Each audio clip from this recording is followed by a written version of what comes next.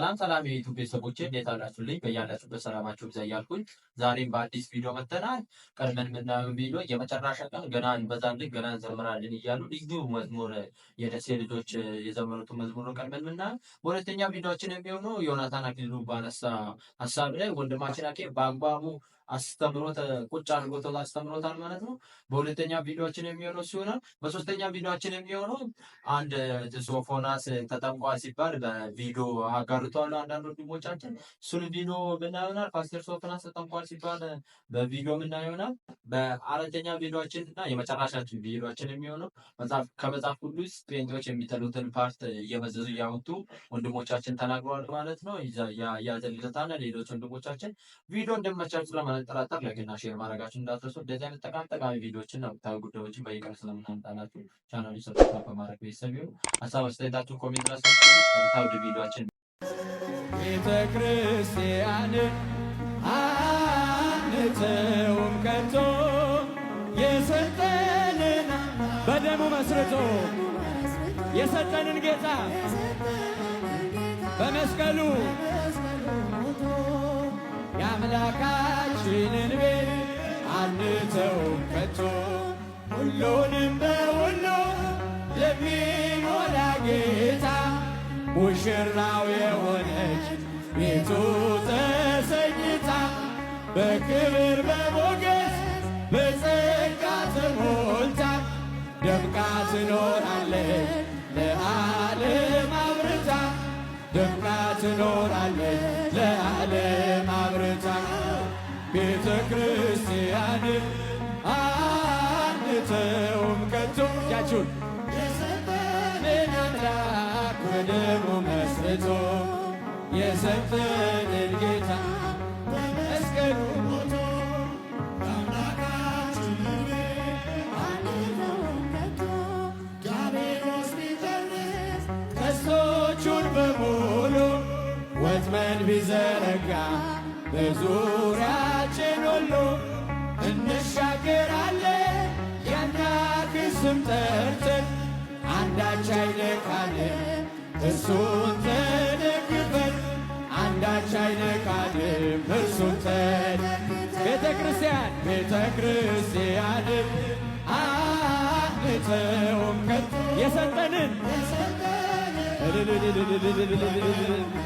የሰጠንን ጌታ በመስቀሉ ሞቶ የአምላካችንን ቤት አንተውም ከቶ በስሙ መሰብሰብ በስሙ መስራት ስለ ስሙ መኖር በስሙ መሞት አይደል ምን ባያስደስተው ይህ ነው ክርስትና ይሄ ነው ሕይወት ይህ ነው ክርስትና ይሄ ነው ቤተ ክርስቲያንን አንተውም ከቶ የሰጠንን አምላክ በደሙ መስርቶ የሰጠንን ጌታ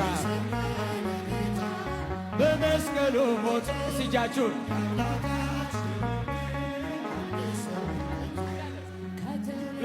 የመናኙ ጸሎት ለይወጣ የዋሻው ሻማለች ሽምብራ ባዛ ሸተለኝ ቀይሰለ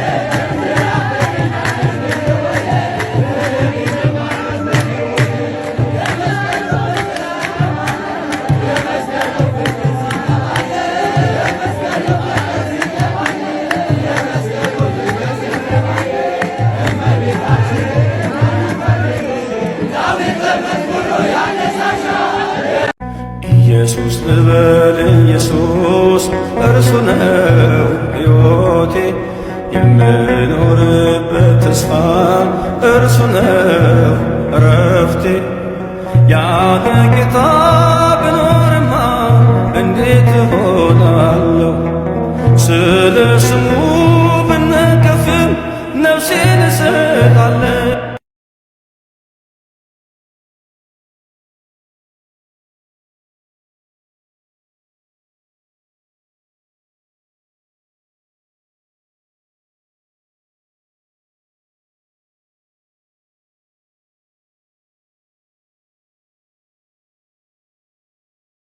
ስሙኝ በሶስተኛውና በአራተኛው ክፍለ ዘመን ቤተክርስቲያን መንፈስ ቅዱስና መጽሐፍ ቅዱስን ጥላ ከፖለቲካ ጋር ተጋባች።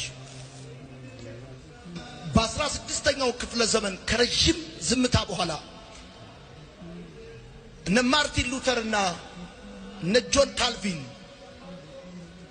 ቃሉን ሲያነሱ መንፈሱን ግን አልነኩትም፣ ተዉት። ከዛ በፊት በ1904 በእንግሊዝ ዌልስ ውስጥ የነበረ ሪቫይቫል ነበር። እነ ጆን ዌስሊ ወጣት ልጅ ነው እየሰበከ ብዙ ሰዎች በመንፈስ ቅዱስ ይሞሉ ነበር። ግን የአዙዛው እሺ አልቅበት እዚህ ጋር ነው ወዳጃችን የተናገረው ነገር ሰምታችኋልና ትንሽ ነገር ብቻ ልበላችሁ። ሶስተኛውና አራተኛው ክፍለ ዘመን ላይ ቤተክርስቲያን የእግዚአብሔርን ቃልና የእግዚአብሔር መንፈስ ጥላ ከፖለቲካ ጋር ተጋባች አለ። which means የእግዚአብሔርን ቃልም የእግዚአብሔርን መንፈስንም አጣችሁ ማለት ነው። ስለዛ ሞተች ማለት ነው፣ ጠፋች። ቤተክርስቲያን እንደ ቤተክርስቲያን አስቡት፣ የኢየሱስ ቤተክርስቲያን የእግዚአብሔርን ቃል የእግዚአብሔርን መንፈስ አጣች ማለት በቃ በራሷ ህይወት ሊኖራት አይችልም። እንዲህ ብሎ መናገር በነገራችን ላይ በተዘዋዋሪ ጌታችን ክርስቶስ ኢየሱስን ቀጥታ መሳደብ ነው። በነገራችን ላይ እንዴት መሰላችሁ? ቤተክርስቲያን ሙሽራይቱ ናት፣ ክርስቶስ ደግሞ ሙሽራው ነው። ሙሽራይቱ ጠፍታ ታውቃለች ብሎ መናገር ማለት ሙሽራው መጠበቅ ተስኖት ነበረ ቤተክርስቲያን እንደማለት ነው። በመጽሐፍ ቅዱሳችን ላይ ሙሽራው ክርስቶስ ኢየሱስ ቤተክርስቲያን እንደሚጠብቃት የሚያሳዩ በጣም በርካታ የመጽሐፍ ቅዱስ ክፍሎች አሉ። እንደሚታወቀው ለምሳሌ ቤተክርስቲያንን የገሃነም ደጆች አይችሏትም ብሏል። ስለዛ ልጠፋ አትችልም።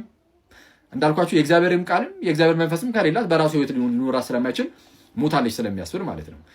ሌላው ሲቀጥል ጌታችን ኢየሱስ ቃል ገብቷል። ማቴዎስ ወንጌል ምዕራፍ 28 ቁጥር 19 ላይ እነሆ እኔ እስከ ዓለም ፍጻሜ ድረስ ሁል ጊዜ ከእናንተ ጋር ነኝ ብሏል። መች? ሁል ጊዜ። የሆነ ሰዓት ላይ ብቅ ብቅ እያልኩኝ አያቸዋለሁ አይደለም። ሁል ጊዜ ከእናንተ ጋር ነኝ። ለምን? ለዘላለም የሚኖረውን ከእነርሱ ጋር ማለት ነው መንፈስ ቅዱስን ስለሚልክላቸው በእርሱ በኩል ሁሌ ከእነርሱ ጋር ይኖራልና ወላጆች እንደሌላቸው ልጆች አልተዋችሁም ብሎ ጌታችን ኢየሱስ ቃል ገብቷል። ይህ ለሐዋርያት ብቻ ሳይሆን ለእኛም ይሰራል። ወዳጃችን ግን እያለ ያለው በቃ ክርስቶስ ቤተክርስቲያንን ወላጅ እንደሌላት ልጅ ብቻዋን ጥሏት ነበረ እንደማለት ነው። ይሄ ክርስቶስን ከመሳደብ ውጪ ሌላ ምንድን ነው? ባይሆን ግን ክርስቶስ ቤተክርስቲያንን እንደሚጠብቃትና ሁሌም እንደሚንከባከባት ክቡር ጳውሎስ እንዲህ ብሎ ይናገራል። በኤፌሶን መልእክቱ ምዕራፍ 5 ቁጥር 25 ጀምሮ እንዲህ ይላል፣ ባሎች ሆይ ክርስቶስ ደግሞ ቤተክርስቲያንን እንደወደዳት ሚስቶቻችሁን ውደዱ። በውሃ መታጠብና ከቃሉ ጋር አንጽቶ እንዲቀድሳት ስለ እርሷ ራሱን አሳልፎ ሰጠ። ስለ ቤተክርስቲያን ራሱን አሳልፎ ሰጠ። እስከ ሞት ድረስ ከወደዳት ራሱን አሳልፎ የሰጠው ለእርሷ ከሆነ እንግዲያውስ በተአምር እንድትጠፋ አይፈቅድም። ቀጠል አድርጎ እንደዚህ ይላል፣ እድፈት ወይም የፊት መጨማደድ ወይም እንዲህ ያለ ነገር ሳይሆንባት ቅድስትና ያለ ነውር ትሆን ዘንድ ክብርት የሆነችን ቤተክርስቲያን ለራሱ እንዲያቀርብ ፈለገ ይላል። ምን ሳይኖርባት? እድፈትም የፊት መጨማደድም። የፊት መጨማደድ የሚመጣው ከእርጅና ጋር ነው። ማይ ብራዘር፣ እርጅና እንኳን እንዳይኖርባት፣ እድፈት እንዳይኖርባት፣ ነውር ወይም እንዲህ ያለ ነገር ሳይሆንባት ክብርት የሆነች ቤተክርስቲያንን ለራሱ እንዲያቀርብ ፈለገ። ስለዛ ቤተክርስቲያን ይህን ነገር አጥልም። ሲቀጥል ግን 16ኛው ክፍለ ዘመን ላይ እነ ማርቲን ሉተር እነ ጆን ካልቪን መጥተው ቃሉን አነሱ፣ መንፈሱን ተውት አለ።